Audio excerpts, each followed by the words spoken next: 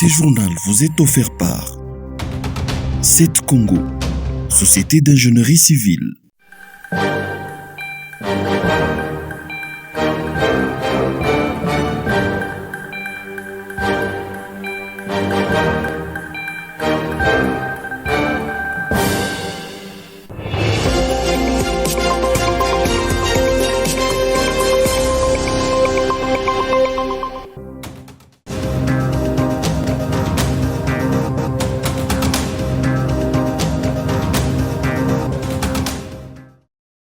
« 87 détenus se sont évadés dans la prison centrale de Manono, dans la province de Tanganyika. Cette évasion a eu lieu la nuit du dimanche 14 au lundi 15 juillet. Selon la société civile qui donne cette information, il s'agit d'une deuxième évasion au cours de ce même mois. Selon cette source, c'est l'absence du greffier et du directeur de cette prison qui a favorisé cette action et ils sont aux arrêts suite à la première évasion.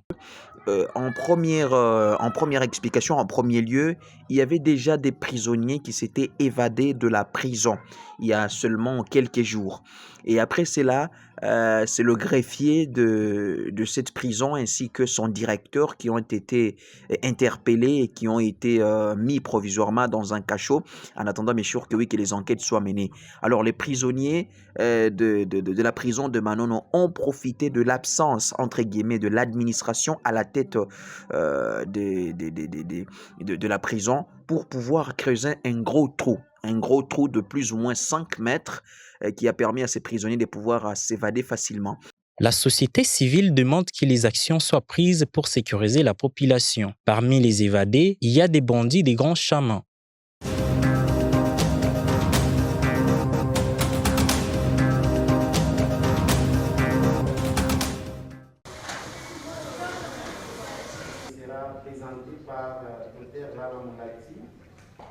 Contribuer à l'amélioration de la mise en œuvre de l'évaluation externe conjointe dans le pays membre de la communauté économique des États d'Afrique centrale. C'est l'objet poursuivi par ces travaux de Kinshasa. Pendant 5 jours, les participants analysent les différentes phases de mise en œuvre de l'évaluation externe conjointe précédente, identifier leurs forces et leurs faiblesses et tirer des leçons des expériences du passé d'une part et d'autre part, combler les lacunes pour l'amélioration en termes de planification, de coordination et de déploiement d'experts, ainsi que la population de leurs rapports de mission. Dr Loul Séverin et l'expert de la CSC donnent ici l'objet de la commission constituée. Et qui ont permis d'identifier les faiblesses de nos États, les défis et les orientations futures en matière de coopération régionale. Pour combler ces gaps qui ont été identifiés lors de ces évaluations, la commission de la CEAC a entrepris de mettre en place l'organisation de la santé en Afrique centrale. Nous nous félicitons enfin de la tenue ici à Kinshasa de cette réunion et saluons vraiment les efforts de la République démocratique du Congo, étant donné que le président de la République du Congo avait été désigné formellement champion régional pour la promotion de l'éducation, la santé et la culture par la CEAC. Pour Dr Prof Jean-Baptiste Nikema, représentant adjoint de l'Organisation mondiale de la santé en RDC, ces travaux permettront également d'échanger sur les expériences entre les pays de l'Afrique centrale, les défis rencontrés par chaque pays conduisant aux sollicitations de nature à contribuer à l'amélioration de la mise en œuvre des prochains cycles d'évaluation requises au titre de règlement sanitaire international dans le pays membre.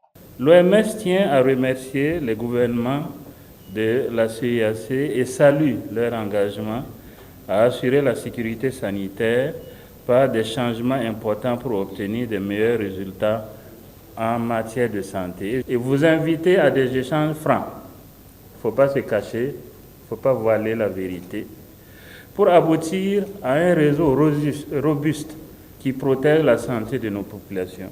Pour y arriver, votre expertise, vos idées et toutes vos contributions sont bien entendues et puis doivent être prises en compte. Représentant le ministre congolais de la Santé publique, le docteur Romain Mouboyoyi invite les uns et les autres à capitaliser ces moments d'échange pour mettre à la disposition de pays membres de cette organisation régionale des outils nécessaires. Je vous exhorte à procéder à une analyse sans complaisance, un peu comme l'a dit monsieur le représentant, se regarder les yeux dans les yeux et se dire les vérités.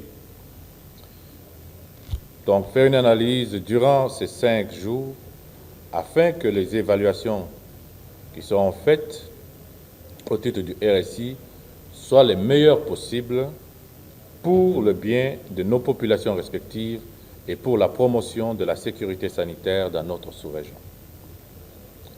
Les présentes assises nous conduiront à jeter les bases solides à la réalisation des prochaines évaluations de nos pays respectifs. Au total, 11 pays membres prennent part à ces travaux. Il s'agit notamment de l'Angola, du Burundi, du Cameroun, de la République du Congo, du Gabon, de la Guinée équatoriale, des Sao Tomé, du Tchad, de la République démocratique du Congo, de la République centrafricaine et du Rwanda.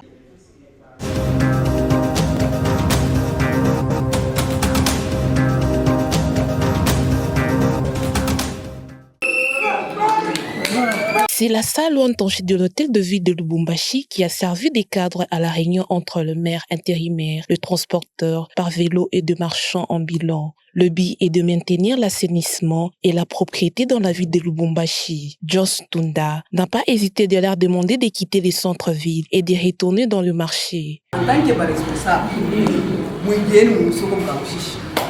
c'est ce qu'on vous demande. Ça, je vous dis vrai.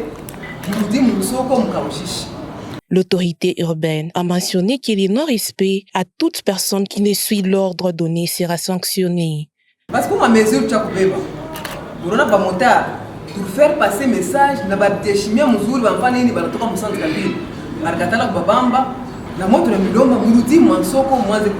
pour le moment, pour déjà police, pour la tenue civile, mais comme centre-ville. Parce qu'au début, tu n'as pas mal de marchandises. Mais tu regardes à chaque fois que tu as une marchandise, quand on est dans ma banque, tu as un crédit, quand on a un piché à tout jouer, tu as un méléo cash on a routier. Alors tu n'avais pas de décision. Après ça, tu as un marché pirate, tu as une marchandise qui est non satisfait de la décision de Madame le maire intérimaire, les Sourds-Muets ont rencontré l'autorité urbaine pour plaider leur cause. Jos Tunda a fait l'exception de la mesure pour les personnes vivant avec handicap. Elle accède à leurs demandes et autorise la reprise de leurs petits commerces dans les arrêts de bus situant sur les avenues Chef Katanga, du 30 juin, Lomami, Kapenda et Mamaïmou. Venez voir le maire de la ville pour lui montrer la situation que nous passons, nous les Sourds-Muets ici à Lubumbashi. Vous êtes sans ignorer que jusqu'à présent, il y a une barrière d'intégration totale de nous, les personnes vivant avec handicap.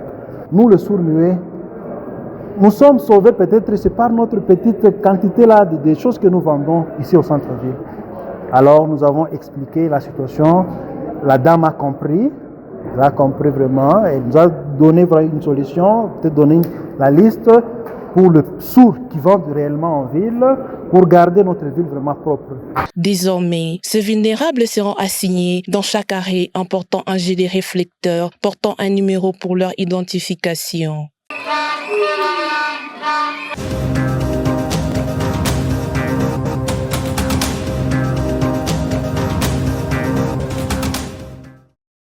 Malgré les récents efforts pour l'autosuffisance alimentaire, l'agriculture demeure un défi majeur dans le Haut-Katanga. Quelques organisations essaient de les relever. L'ONG Action des agriculteurs sans frontières est parmi elles. Cela fait 3 décennies que cette ONG s'active dans le domaine du maraîchage et de la culture du manioc et d'autres produits vivriers. Cette ONG apprend également aux personnes qui l'encadrent le principe de l'agro-business. C'est ainsi que les intéressés peuvent transformer les maniocs cultivés en farine. AASF est aussi présent dans les domaines de l'entretien de routes des déserts agricoles. C'est le cas des routes Kafubu, Samboa, Dilefoa, Kamakanga, Mukabe, Kassiri et Kateka. Alexis Mbombe, le coordonnateur de l'ONG AASF, estime que malgré des efforts conjugués, l'agriculture n'évolue pas dans la région. Il met en cause le manque de subventions. Notons que cette ONG a 32 ans d'existence.